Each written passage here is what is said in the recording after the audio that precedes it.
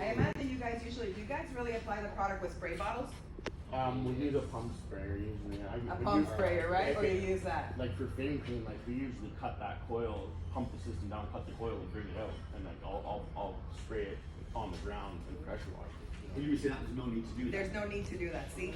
That's, and I'm gonna explain to you why. That is the reason that these products work the way they work. What happens is, with the years, when we're servicing a unit, if every time we're taking that coil out, we're basically deteriorating the unit. Because all the time taking it out, and putting it back and taking it out, we deteriorate the unit faster. That's why it's important, like, this whole program is called the How Go program. It's part of what our company does when we serve, because we do service too. Yeah. So the whole program is composed of basically the cleaning and sanitizing of the AC system, mildew control and odor control in rooms. So we sell it as different parts of service, and we do the service all through the Caribbean in big hotel chains and things like that, right? So it depends on the necessity of the property, what we do. But with that stuff, like, what do you want? Are you gonna have them rinse it off with the pressure washer actually Correct. afterwards, right? Correct. So that's the whole thing, is that with a lot of times that unit there is up there in a ceiling or something, or in an area that when we're spraying that water on and it's dripping out of the unit. Because that's the thing, that when we do it, we don't let it drip out of the unit, because that's why we use the wet dry vac. So part of our program, for example, when we service the units, because we don't take the units out and we do it in place. Remember that in our case, You have two guys doing that at once then? One guy with the washer and one guy with the wet vac? now the reason is that at least us, we already have adjustments on the wet dry vac. We add some pieces that we customize to it, so the wet dry vac sits there. As we're rinsing, the wet dry vac is already in the unit. So all the water that we're putting in the unit, the wet dry vac is already picking up. That's how we have it set up, and the reason being is because we don't do 1 or 2 units a day. When we do projects, we have to do 25, 30 rooms in a day.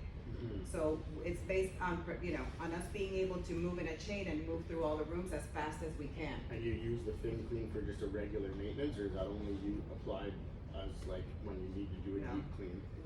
We always, because in our case, that's basically what we're selling. We're selling the deep cleaning of the unit. Yeah. So for us to be able to not take the unit out, first, second of all, we never use more pressure than 220 PSI on a unit, because that'll impact the unit. So that is the other reason that we do a deep cleaning. So how we do the deep cleaning is with the product.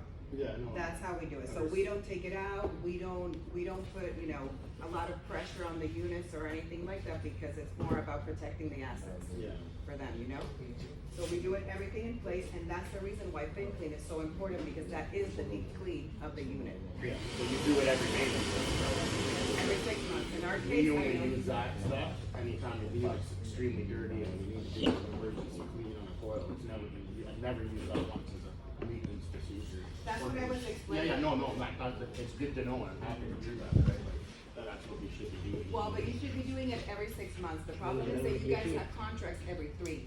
Yeah. So in the 3-month period, I know that some of you use water, I know that some of you maybe use the green one that we have here, which is the no rinse coil cleaner.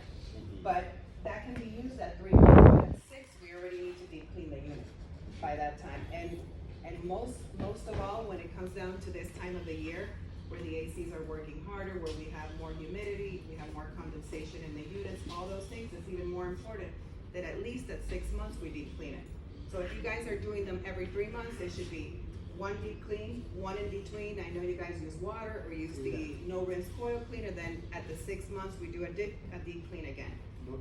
That's how it really should be to maintain the units in optimum state. Yeah, no, that makes sense. Okay, so we ready to apply?